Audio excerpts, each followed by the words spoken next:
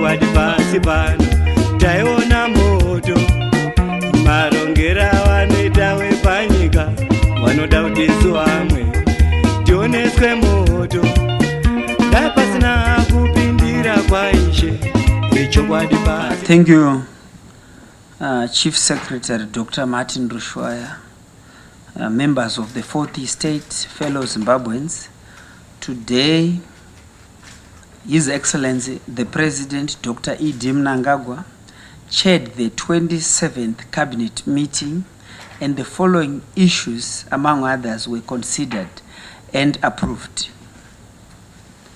Cabinet considered and approved the public-private partnership project between the Zimbabwe Power Company and Jindal Private Limited for the rehabilitation, operation and transfer of Wange Power Stations Unit 1 to 6.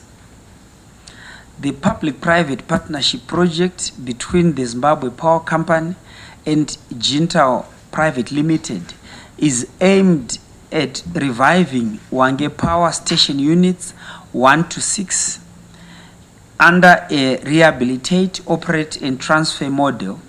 Reviving Wange Power Station's first 6 units will benefit Zimbabwe by significantly increasing the national electricity supply, thereby reducing load shedding and ensuring reliable power for industries and households.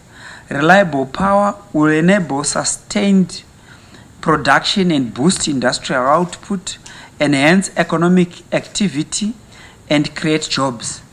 Further negotiations, refinements are ongoing in order to ensure that the partnership project serves the national interest. Cabinet considered the Zimbabwe Livelihoods Assessment Committee reports on urban livelihoods, rural livelihoods, and rural nutrition. The nation is advised that the Zimbabwe Livelihoods Assessment Committee conducted the above stated assessments from the 19th of February to the 2nd of March 2025, and from the 21st of May to the 9th of June 2025. The purpose of the assessments was to provide an annual update on livelihoods in the country's urban and rural areas, so as to inform policy formulation and guide the strengthening of interventions. The strong interventions resulted in improved food security, with government being the main source of social support in the aftermath in terms of the erratic start of the 2024-2025 summer rainfall season. Enhanced social stability impacted positively on the health, education, and social being of households and communities. The successes scored by the Second Republic are in the context of national and international food and nutrition and strategies under the National Development Strategy 1, which is running from 2021 to 2025. The Food and Nutrition Security Policy, Sustainable Development Goals, and the Zero Hunger Strategy. Under the Basic Education Assistance Module, Treasury disbursed resources and will continue to prioritize the payment of BEAM funds. The proportion of households consuming globally acceptable diets increased in 2025, reflecting a significant improvement in the quality of life in Zimbabwe. Of major concern, however, is the realization that 35% of adults aged between 18 to 59 years are overweight and obese. There is therefore need to raise awareness and upscale screening for the early detection of diseases and the implementation of appropriate mitigatory measures. Furthermore, the proportion of households practicing the Pfumvudza Intwasa climate proofing strategy has increased from 47% in 2023 to 54% in 2025. The debt burden for most households decreased significantly.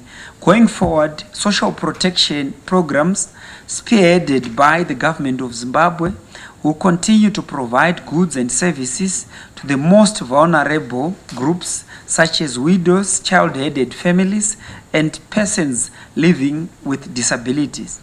The able-bodied will be encouraged to undertake public works that create community assets as they benefit from various government support schemes.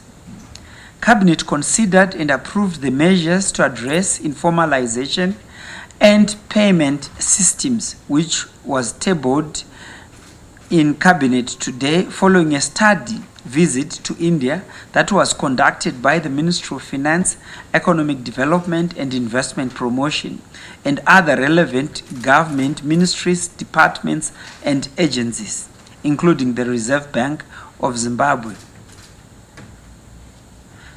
Based on the insights drawn from the Indian payment system and broader financial inclusion strategies, Cabinet adopted policy measures to strengthen the government's digital payment ecosystem and facilitate formalization of the informal sector, including the following: putting in place digital systems to register all micro, small and medium enterprises in order to come up with a national database, and reviewing of the current payment system limits regime across all payment streams with a view to increasing the transactional limits and accommodating the activities of MSMEs. The measures also include incentivizing the informal sector to participate in formal banking systems, reducing reliance on cash transactions through introduction of simplified KYC norms, zero deposit savings accounts and no cost to digital accounts tailored to micro enterprises, and implementing streamlined business registration, simplified tax filing and digitized licensing procedures for the sector in order to lower entry barriers and administrative burdens for informal businesses willing to formalize. Other measures including creating incentives for registered businesses to enter the formal economy voluntarily, rolling out national campaigns to promote digital financial literacy, enhancing benefits in terms of formalization and increasing trust in the payment ecosystem, and strengthening collaboration with private sector players in order to invest in low-cost payment infrastructure, especially in rural and underserved areas. Cabinet considered the proposed skills audit in the agricultural sector. The proposed audit aims to identify the current skills present within the Ministry of Lands, Agriculture, Fisheries, Water and Rural Development. The process will pinpoint existing gaps and anticipate future skills requirements in order to guide skills development initiatives and policy interventions. The agricultural sector remains a cornerstone of the country's economy, contributing significantly to the national employment, livelihoods, and food security and export earnings. The audit will assist policymakers in addressing skills shortages in an environment characterized by technological shifts, climate change, as the nation seeks to raise production, productivity, and enhance competitiveness on regional, continental, and global markets. In specific terms, the audit will provide a detailed mapping of existing technical, business, and soft skills across agricultural subsectors, including crop and livestock production, fisheries, water resource management, and rural development. Cabinet considered and approved proposals for the participation of the private sector in the distribution and retail of electricity. The electricity sector requires significant investments for power grid upgrades, expansion and modernization, and the financing had been done mainly by the government of Zimbabwe. As such, the opening up of the electricity supply industry to the private sector in terms of involvement is being necessitated by the need for huge investment, as well as improved efficiency and the integration of renewable energy sources. The private sector involvement will improve services, reduce costs to government, and assist in the integration of renewable energy sources. The participation will also facilitate rapid infrastructure development, improve revenue collection, and enhance operational efficiency. Following approval by Cabinet for the active participation of the private sector, progress is expected to gather pace given the existence of enabling laws and regulations. In this regard, the Electricity Act allows for the licensing of secondary electricity distributors. The Zimbabwe Energy Regulatory Authority Act empowers ZERA to license secondary distributors and retailers, while the Zimbabwe Investment and Development Agency Act facilitates investor participation under terms that favor national interest. Cabinet agreed that a model should be implemented whereby electricity reticulation is provided as part of the cost of stands in new residential areas. Under the model, ZESA will provide the backbone in the form of a transmission line and a substation. Through a statutory instrument, a compliance certificate will only be issued to a property developer upon incorporation of electricity backbone infrastructure into residential developments. The model will enhance property value and improve its attractiveness. License will be permitted to distribute in terms of the framework that licensees be permitted to distribute electricity to communities upon demonstrating both technical and financial capacity to develop, operate, and retail electricity. The licensees will also be required to demonstrate compliance with regulatory standards and guidelines. The nation is further informed that the Zimbabwe Electricity Transmission and Distribution Company will partner with banking institutions for the electrification of communities. The banks will then recoup their costs through ZETDC billing system. Under the advanced net metering strategy, the private sector will provide electricity to off-grid suburbs utilizing solar with a backbone infrastructure expansion component that will ensure connection to the national grid in the long term. The private sector investors will recoup their costs through the ZETDC prepaid billing system. The model will facilitate expansion of electricity access to underserved areas and contribute to the goal in terms of universal electricity access by the year 2030. The nation is advised that the Rural Electrification Fund has achieved significant progress under its mandate to electrify rural areas so as to close the developmental gap between urban and rural areas.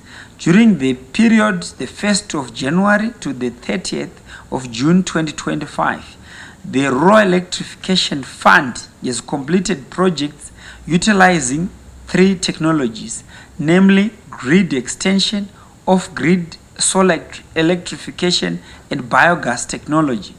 The main beneficiaries of the program comprise 3,118 primary schools and 1,557 secondary schools, 1,046 clinics, 471 government extension office centers, 304 chiefs homesteads, 1,311 business centers, 873 small-scale farms, and 1,302 villages.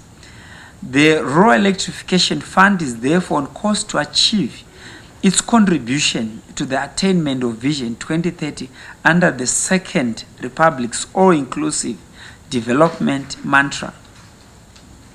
Cabinet received and noted the report on the tour of Liberation War heritage sites in the republics of Angola, Tanzania, Zambia, and Mozambique by the Honorable Vice President, retired Colonel KCD Mohadi, from the 18th of August to the 6th of September 2025.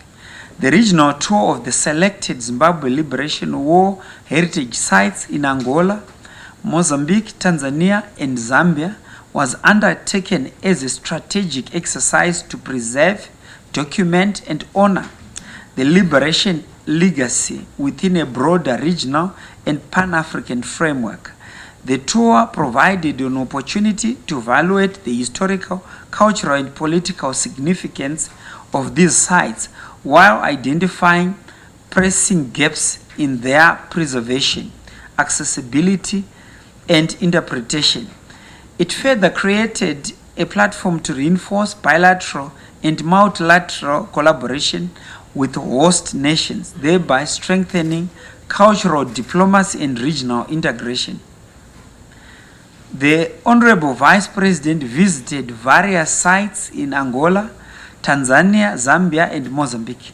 Of interest is the Bagamoyo Freedom Fighters Training Camp in Tanzania that operated from 1963 to 1975, training freedom fighters, including His Excellency the President Dr. E.D. Mnangagwa, the late Chief of Defense Comrade Josiah Magama Tongogara, the late National Chairman of ZANU-PF, Comrade Herbert Chitepo, the late retired General Comrade Solomon Juru, also known as Rex Nongo, and the late Commander Defense Forces Vitalis Jinavashi, also known as Shebagava.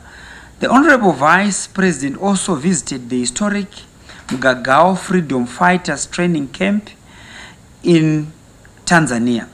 The Mgagao Freedom Fighters Training Camp played a pivotal role in shaping the fate of the Rhodesian government. Zimbabwe's liberation struggle, as it served as a crucial training ground for Zimbabwean freedom fighters, providing them with the necessary skills, ideological guidance, and logistical support to wage a successful battle against the colonial regime.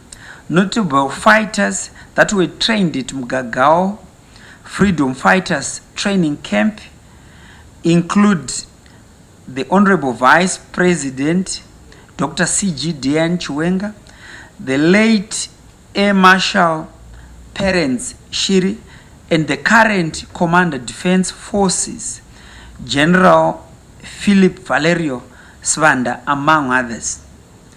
Another site of interest that the Honorable Vice President visited was the Nachingwea Training Camp, which consisted of 5 regiments in terms of training of freedom fighters.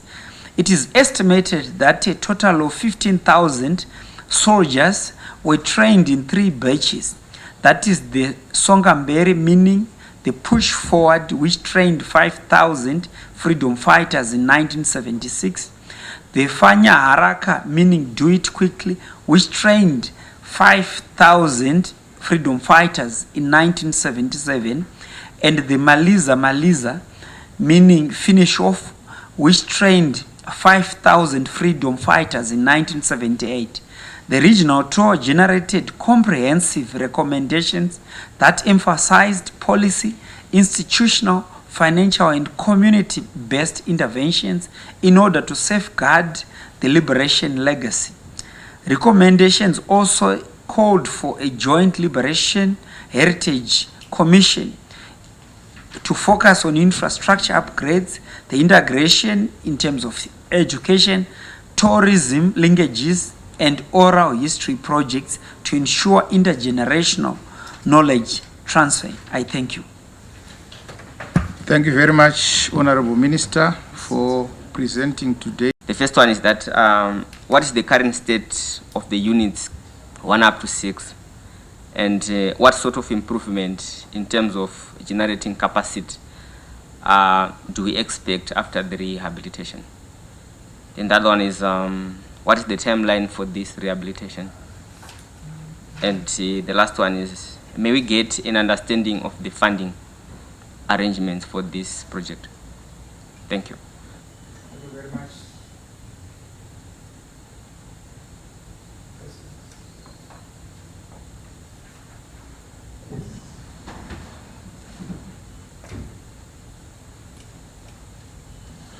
Thank you, Chief Sec.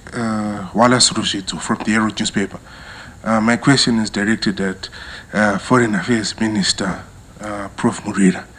I don't know if this was discussed in Cabinet, but we have seen the United States moving to propose a bill that, if passed, will see the removal of ZDERA sanctions. So perhaps if we can get a government position and a comment from you on that side. Thank you, sir. Ibn Mabunda, ZTN Prime. My question is also in the same vein. The same communique has a catch to it, which says there must be a payment of course, what was presented as a figure that will be paid to former farm owners, which runs into billions.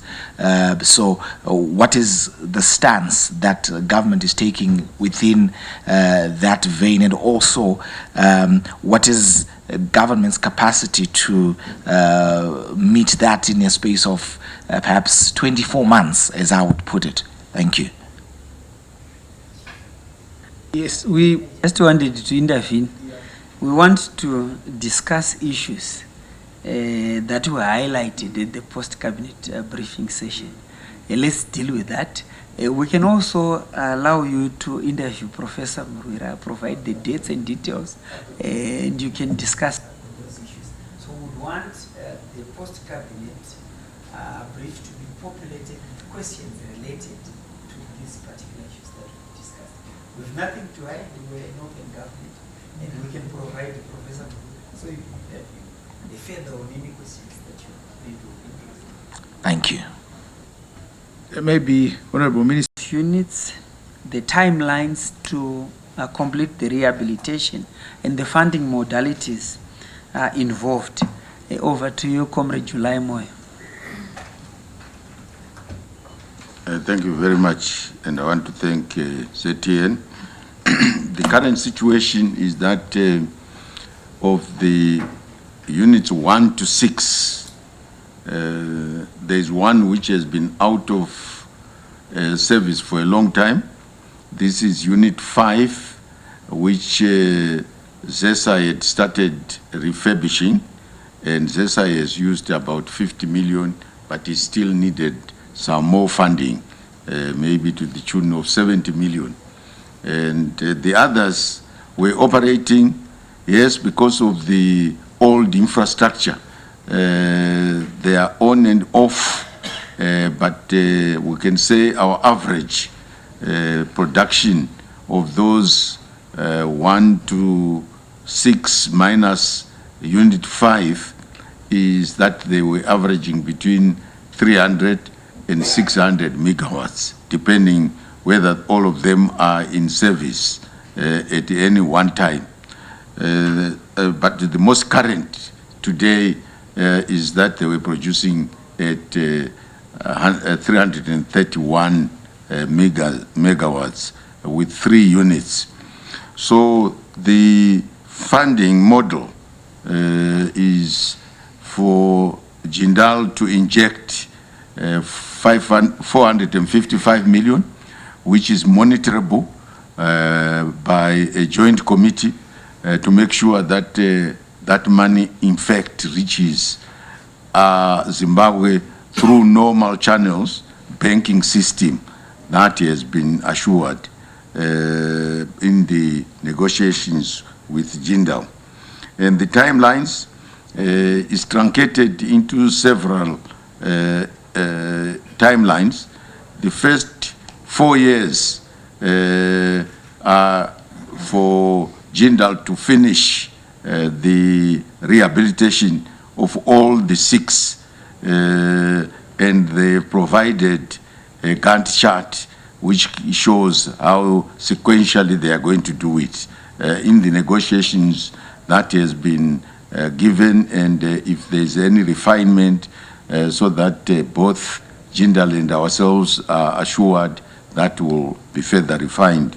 The second aspect of it is 5 to 7 years, where we think Jindal will start to recoup their investment, and then we have up to 12 years. We also periodize it in terms of the amounts that will come to ZPC and the amounts that are retained by Jindal.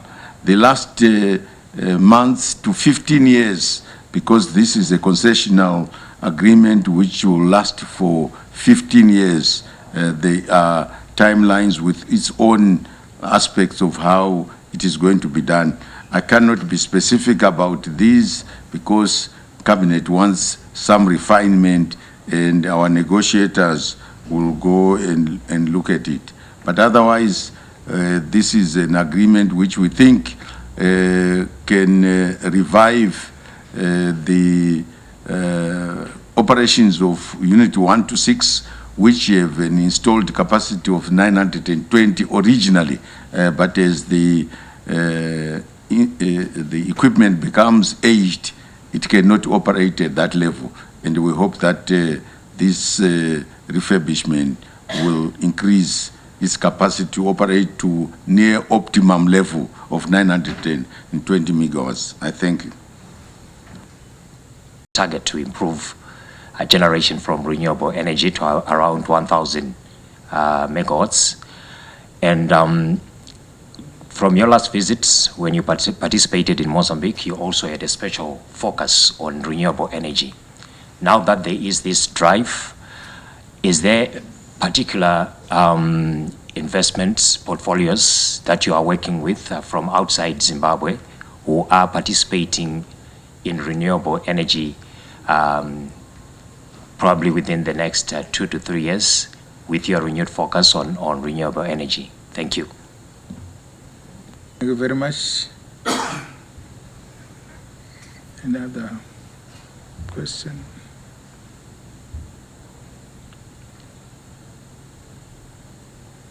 Renewable energy utilization in terms of the renewable energy policy in order to augment power generation capacity. Over to you, Comrade Julaimo. Thank you, Chair. And I want to thank ZBC through you, Chuma, for keeping on asking about the renewable energy, because it is the way we can transition from a total fossil fuels to renewable energy. And our renewable energy that we are talking about includes hydro. And Zimbabwe, as you know, without climate change, we are already very high up in terms of percentage of using renewable energy. So what we want to concentrate on is non-hydro renewable energy. And this includes solar, it includes wind, and it includes geothermal, and it includes biogas. So in those areas, we want to move on the value chain and see a lot of players that can come in the non-hydro renewable energy. I hope that's what you are asking about. We remain seized with the question of hydro, which our center piece would be the Batoka Gorge, which we have to deal with Zambia in order to have that project come online. Solar is our second mainstay, and there are a number of companies, and I'm glad to say Zimbabwean companies have taken up the mantle. There are those companies that are engaged in manufacturing that are engaged in mining that are now using solar as part of their energy mix. They are doing so because those who are producing materials or commodities that will be sold outside, they will benefit from carbon credits, and therefore they are investing in solar. And we have already got some of them. Caledonia Mine in Rwanda has already commissioned over 12 megawatts. Simplats has commissioned 35 megawatts. They are building another 45 megawatts. And some of the ferrochrome manufacturers, particularly in the Midlands, are now coming up with solar as well. I just visited over the weekend one of those companies that has hired another company to supply solar at 100 megawatts. So the financing is not by the company that is producing ferrochrome, but by another company which wants to sell the energy to the ferrochrome. And there are a number of them that we are discussing with, because we gave them an incentive to say, we will charge you less than the cost reflective tariff, but you have 2 years in order to come up with your own captive power. And you can get your own captive power, those who are much more interested in selling their goods outside, through solar, which is renewable. So we are working with companies like that. There are now financiers in Zimbabwe. We are not just relying on financiers from outside. Pension schemes, insurance companies, and others have seen that they can make money through renewable energy, and therefore they are investing in solar energy. I know of a local insurance company, pension scheme that is already investing in 100 megawatts, and they, in end of this month, they will commission 10 megawatts, and they expect to continue the journey to produce 100 megawatts, and they have started clearing. So there are a number of companies that we are talking to, either they are producing for captive power, or they are producing in order to sell to the grid. And we think that renewable energy, non-hydro, will end up contributing, as is indicated in our energy compact, about 29% of the demand of the country. Thank you very much. Thank you very much.